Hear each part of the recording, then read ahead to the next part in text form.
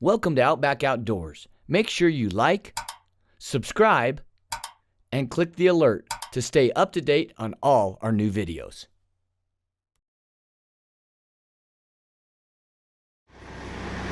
And we'll go hang a tree stand and kill a Durgan buck. We're gonna put up a tree stand and kill a gosh darn buck. You don't wanna kill a buck. Oh, you know what we don't have? Sauce.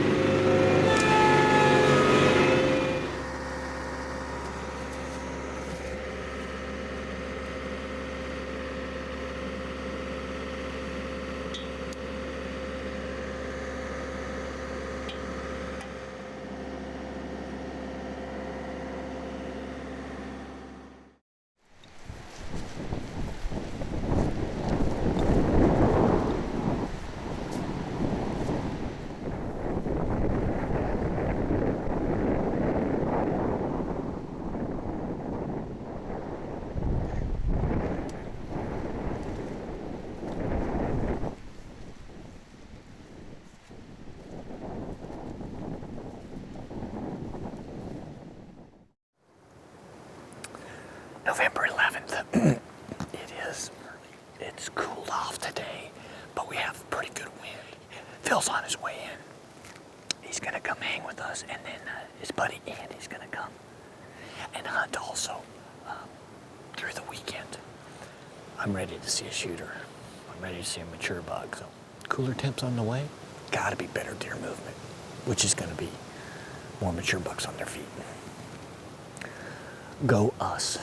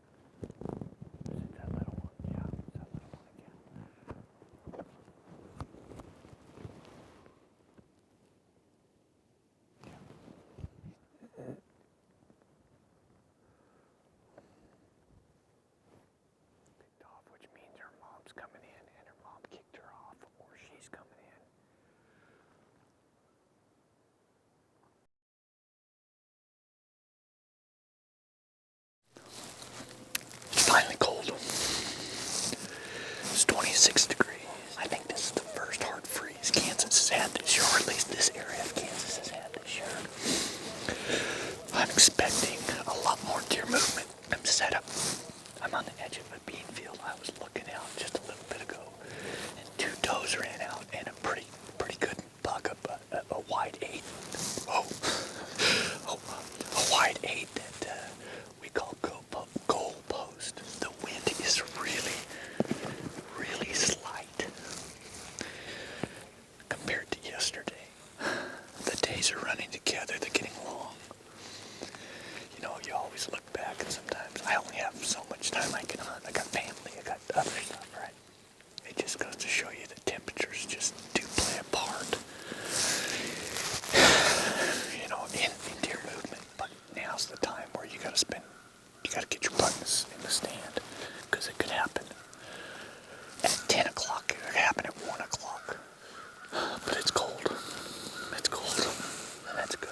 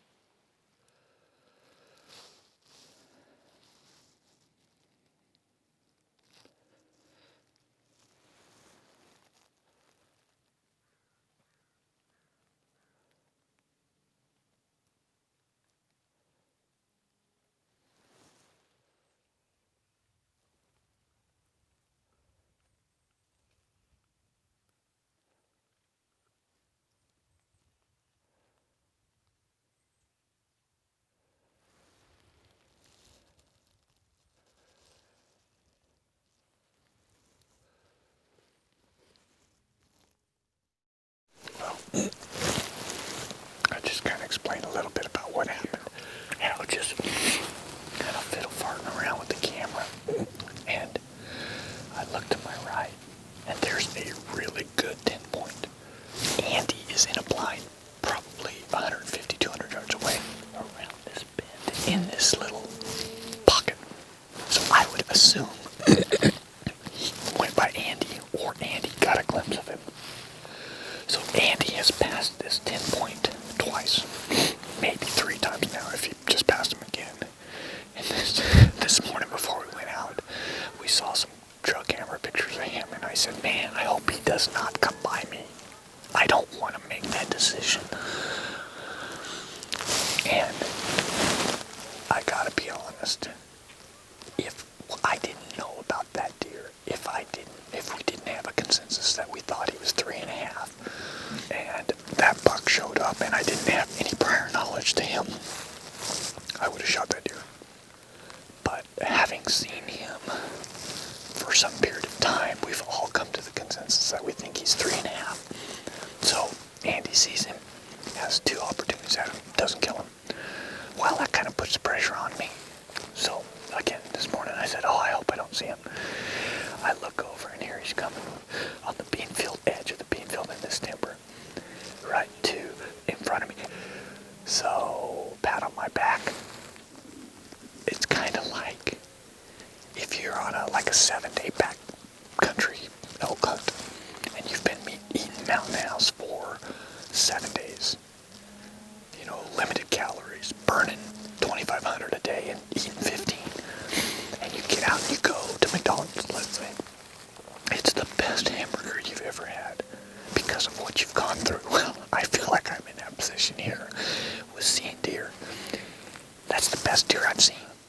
so I just passed on my hamburger in that analogy, because I haven't seen anything, and then to see that deer and let him grow, well, you're only going to shoot big deer if they get big.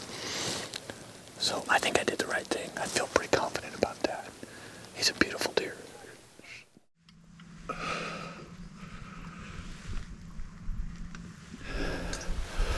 Okay. Sorry.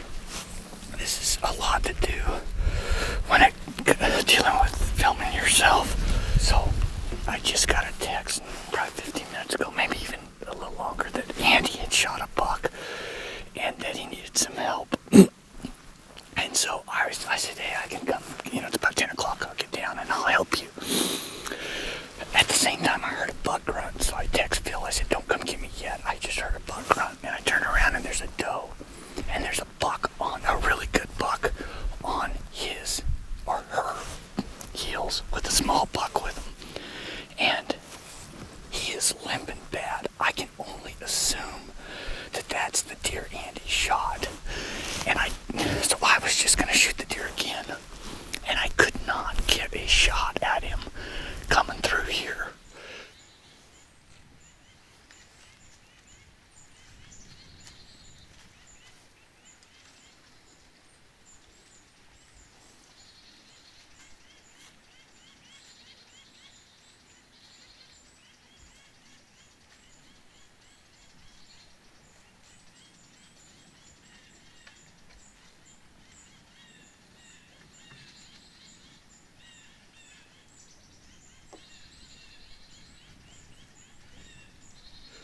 And so I just waited till he got it. I thought he was going to come out here into the opening that the doe had come out and was nibbling on some corn.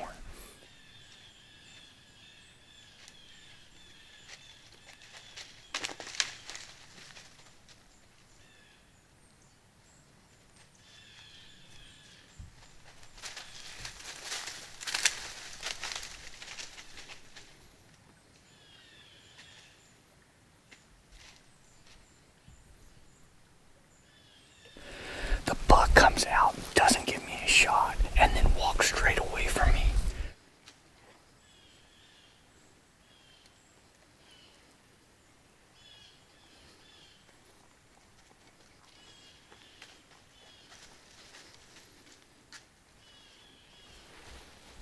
So I'm ranging, trying to film, trying to do all this stuff, and I get my bow, and I realize there's no way I can shoot him with that branch in the way. So I actually get down on my platform, on my knees, and I got a pretty good angle, and I ranged him.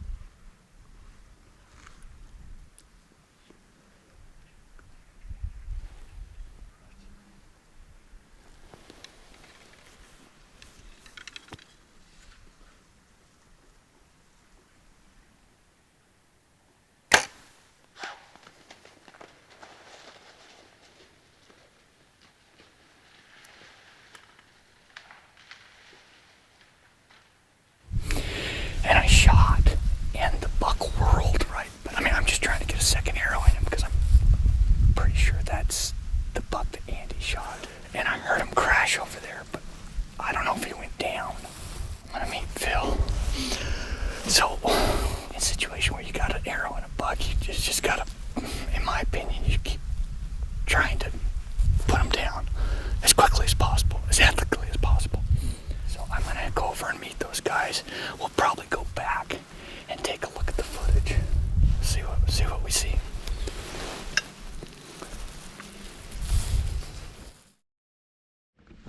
Okay, as you guys saw, this is Andy. Hey guys. And make sure you see, and Phil. So what we're looking at is, we pulled in here, we gave it plenty of time. We looked at the footage and we're unsure. Let's be honest. We know we have 2 arrows in him. Yep. He was bleeding bad. And when I saw, of course, the fact that Phil had texted me, hey, Andy just shot a buck, we're not sure. And then I see this buck who has just been shot. It's, you know, you're only 150 yards from me. So there's my arrow. So let's take a look here. And this, you can see where he peeled out. And I would say that's pretty decent blood right off the bat. Yeah, I didn't get, look, I got more penetration than it looked like. Than we thought. I'll let you lead the way. And what we're gonna do is just, it's not hard to follow the blood right now. We're hoping she's right here.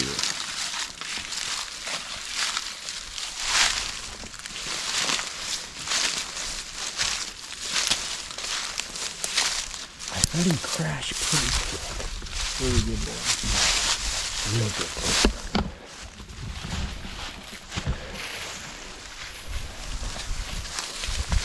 This must be what I heard him crash through.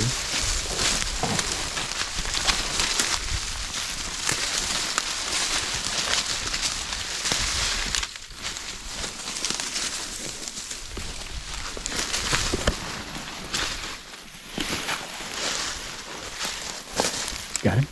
Oh, there he is. All right. Perfect. Let's go take a look at him. It worked out okay. You know, when you have a wounded buck, oh, look at this blood, dude. This is, must be where he, I wonder if he crashed through right here. Look at that. What do you think, dude? Awesome. Heck of a blood. And, Trail right there. wow. Andy, congratulations. Thanks, This is, what do you call him? Goalpost? I call him goalpost. Goalpost, because that is a wide friggin' 8. Oh, that's a good deer. That is a good deer. That was a good morning, wasn't it? Great. And the crazy thing is, this is the only deer, this is the only buck you saw, right? This morning, yeah. Only Yeah. buck this morning. Chased the does all the And way I across had, the beans. I passed on what we're calling the young 10, Yep. although he's not little. That's a great deer. We friggin' parked right where he was at. I mean, I was concerned when I heard the crashing, but I didn't hear squashing. And here's the creek. I was concerned he went down in here and stayed down, but I didn't hear him go through the creek. So he didn't go through the creek. He didn't go very far at all. That right there is serious jugular action. You know, and honestly, guys, I wasn't trying to shoot him in the jugular. I was trying to shoot him in the lungs. But it was a poke. I probably would not have taken that shot at this deer had he just been standing there not wounded. All right, well, we're going to drag him out. So, happy ending. Moral of the story is, you got an arrow in a buck, everybody becomes team players, and you put that buck down as quick as possible. 2 for 3 so far. 1 more to go. There you All right. That's what I love about cameras, is even though it wasn't the best footage, it wasn't zoomed in, we could see where I hit him. That told us what our next step was go. going But to his be. reaction afterwards when he was plowing through the dirt. His face on the ground like that. What'd you tell us? I've never seen a deer plow that far. With his face. I've never seen a deer run his face in the ground like that before. Ever. I mean, that was unbelievable. Look at He's his got to have a 20-inch inside spread. brows. Got good brows. Great brows.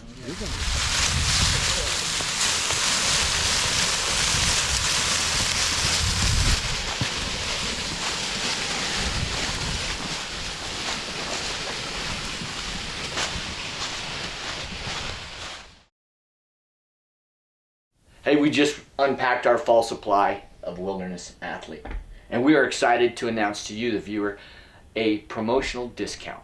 Now, if you're not familiar with Wilderness Athlete, let me tell you a few things. They've got a full line of products from dietary to performance-based nutrition and much, much more. Check them out. For us, early season hydrant recovery is essential for the high country when they've got warmer hunts, because let's be honest, you're going to make sure your bow is dialed or your rifle or muzzleloader is dialed.